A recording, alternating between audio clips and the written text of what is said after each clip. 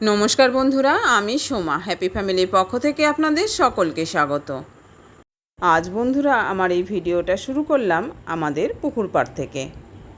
আর এই যে দেখুন বন্ধুরা, মাথার উপরের আকাশটা যখন জলের নিচে দেখা যায় কি অপূর্বই না লাগে দেখতে।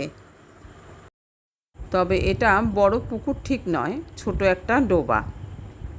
মাছ ছাড়ার জন্য শখের বশে এটাকে কাটা হয়েছিল বছর 10 আগে। এটা আমাদের বাড়ির ঠিক পিছন সাইডে। এসেছিলাম একটা দরকারে, এসে দেখলাম কর্তামশাই এই মাছগুলোকে খেতে দিয়েছে, তাই আমিও একটু দাঁড়িয়ে গেলাম। এই যে পুকুরের জলে যে ভেসে রয়েছে মাছের খাবার, আর এখন এই মাছগুলো ভেসে ভেসে উঠে খাবারগুলোকে খাচ্ছে। এই রকম পুকুর পাড়ে দাঁড়িয়ে মাছ দেখতে কিন্তু বন্ধুরা খুব ভালো লাগে। তবে এখন রোদ উঠে যাওয়ায় মাছগুলো কিন্তু আর উপরে উঠছে না। ভোরবেলায় মাছগুলোকে সব উপরে ভেসে থাকতে দেখা যায়। এই যে বন্ধুরা লক্ষ্য করুন, জলের নিচে কিন্তু মাছ ঘুরে বেড়াচ্ছে এই যে।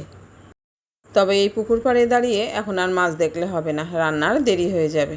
চলুন বন্ধুরা, রান্নাটা তাড়াতাড়ি সেরে ফেলা যাক। এখানে আমি নিয়ে নিয়েছি 3টে সেদ্ধ ডিম। আর সেদ্ধ করে খোসা ছাড়িয়ে নেওয়ার পর ডিমগুলোর গায়ে কিন্তু আমি কাট লাগিয়ে দিয়েছি এইভাবে। এবার এদিকে আমি ওভেনে কড়াই বসিয়ে দিয়েছি। কড়াইটা গরম হলে দিয়ে দিলাম এর মধ্যে পরিমাণ মতো সর্ষের তেল। পরিমাণ মতো সর্ষের তেল দিয়ে এখন আমি তেলটাকে ভালো করে গরম করে নেব। তবে বন্ধুরা লক্ষ্য করুন, আমি কিন্তু খুব বেশি তেলে রান্না করছি না, একদম অল্প করে তেল দিয়েছি। তেলটা এখন গরম হয়ে গেছে। এবার আমি এর মধ্যে দিয়ে দিলাম খুবই সামান্য পরিমাণে লবণ ও হলুদ। আমি আর ডিমগুলোর গায়ে আলাদাভাবে লবণ হলুদ মাখাইনি, একেবারে আমি কড়াইতে লবণ হলুদ দিয়ে দিলাম। এবার এটাকে একটু নেড়েচেড়ে নিয়ে সেদ্ধ করে রাখা ডিমগুলোকে আমি দিয়ে দিলাম। ডিমগুলোকে খুব হালকা করে ভেজে নিতে হবে। ডিমগুলো খুব হালকা করে ভাজা হয়ে গেছে, এগুলোকে এখন আমি অন্য একটা পাত্রে তুলে নেব। ডিম কিন্তু বন্ধুরা খুব কড়া করে ভাজলে খেতে খুব একটা ভালো লাগে না, তাই আমি হালকাভাবে এপিট ওপিট করে নিয়ে তুলে নিয়েছি অন্য পাত্রে। এখন কড়াইয়ের ওই তেলের মধ্যে আমি দিয়ে দিলাম খুবই সামান্য পরিমাণে সাদা জিরে ও ছোটো একটা শুকনো লঙ্কা চেরা। শুকনো লঙ্কা ও সাদা জিরে একটু নেড়ে চেড়ে নিয়ে এর মধ্যে আমি দিয়ে দিলাম 2 চামচ পরিমাণে পেঁয়াজ আদা রসুনের পেস্ট। পেঁয়াজ আদা রসুনের পেস্টটিকে দিয়ে খুব ভালো করে একটু নেড়ে চেড়ে নিলাম। এটাকে একটু নেড়ে চেড়ে নেওয়ার পর এবার আমি এর মধ্যে দিয়ে দিলাম ছোটো সাইজের একটা পাকা টমেটো পেস্ট। যেহেতু ডিমের পরিমাণ কম, তাই আমি ছোটো সাইজের পাকা টমেটো নিয়েছি। ডিমের পরিমাণ বেশি হলে তখন এগুলোর পরিমাণও কিন্তু বাড়িয়ে দিতে হবে। পেঁয়াজ আদা রসুনের সঙ্গে টমেটো পেস্টটি খানিকক্ষণ নেড়ে চেড়ে নেওয়ার পর এবার আমি এর মধ্যে দিয়ে দিলাম আমার এই মশলা ছোটো চামচের 1 চামচ করে জিরের গুঁড়ো, ধনের গুঁড়ো ও ঝাল লঙ্কার গুঁড়ো। এবার এটাকে পেঁয়াজ আদা রসুনের সঙ্গে ভালো করে আবারও নাড়িয়ে চাড়িয়ে নিলাম। এখন কিন্তু সবগুলো একসঙ্গে ভালো করে কষিয়ে নিতে হবে। একটু সময় নেড়ে চেড়ে নেওয়ার পর মশলাটা কিন্তু এখন আমার ভালো করে কষানো হয়ে গেছে।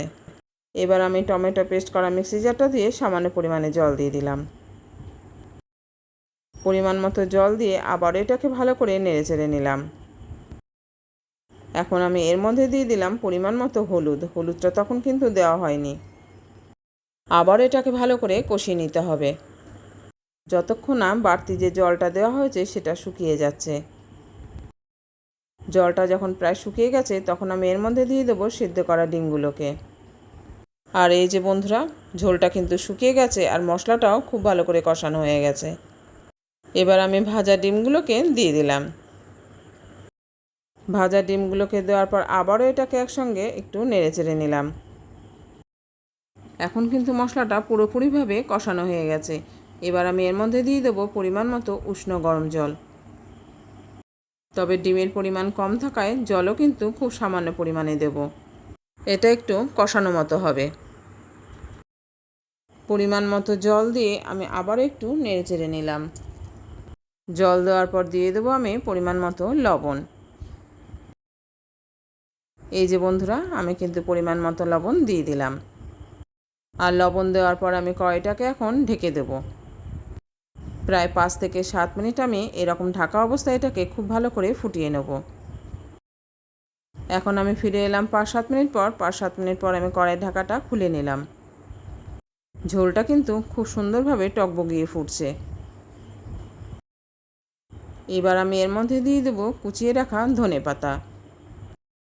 তবে বন্ধুরা, ডিম কষায় কিন্তু ধনেপাতা দিলে বেশ ভালোই লাগে খেতে। আমি কিন্তু আজকে আর গরম মশলা ব্যবহার করব না, শুধু ধনেপাতা দিয়ে ডিম কষা রান্না করব। আপনারা কেউ যদি এরকম ডিম কষায় ধনেপাতা দিয়ে না খেয়ে থাকেন, তাহলে কিন্তু এইভাবে একদিন বানিয়ে খেতে পারেন।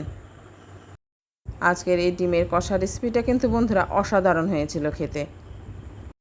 এবার আমি ঝোলে লবণের পরিমাণটা একটু চেক করে নিলাম। লবণ ঠিক থাকায় আমার আর আলাদাভাবে লবণ দেওয়ার প্রয়োজন হলো না। রান্নাটা এখন আমার হয়ে গেছে। এবার আমি গ্যাস ওভেনটাকে অফ করে দেবো, আর এটাকে কিন্তু একটা সার্ভিং বলে নামিয়ে নেব। তাহলে বন্ধুরা, আজকে ডিম কষা রেসিপিটা আপনাদের কীরকম লাগলো জানাতে কিন্তু ভুলবেন না। ভালো লেগে থাকলে লাইক, কমেন্ট ও শেয়ার করবেন। আর চ্যানেলে নতুন বন্ধু এসে থাকলে চ্যানেলটিকে সাবস্ক্রাইব করে অবশ্যই আমার পাশে থাকবেন। আর নতুন বন্ধুরা, চ্যানেলটি সাবস্ক্রাইব করার সময় পাশে থাকা বেল বাটনের অল অপশনটা কিন্তু সিলেক্ট করে রাখবেন। তাহলে যখনই কোনো আমি নতুন ভিডিও আপলোড করব, সঙ্গে সঙ্গে তার নোটিফিকেশান আপনি পেয়ে যাবেন, আর আপনি আপনার সময় মতো সেটাকে দেখে নিতে পারবেন। তাহলে আজ চলি বন্ধু, দেখা হচ্ছে পরের ভিডিওতে অন্য কোনো রেসিপি নিয়ে। আপনারা ভালো থাকবেন, সুস্থ থাকবেন, আর এইভাবেই আমার সঙ্গে থাকবেন। আর আজকে ডিম কষা রেসিপিটা যদি পছন্দ হয়ে থাকে, অবশ্যই কিন্তু বাড়িতে বানিয়ে খেয়ে দেখবেন। আর যে সকল বন্ধুরা এখনও একটা লাইক দিতে ভুলে গেছেন, অবশ্যই যাওয়ার পথে একটা লাইক দিয়ে যাবেন। ধন্যবাদ আমার সকল বন্ধুকে।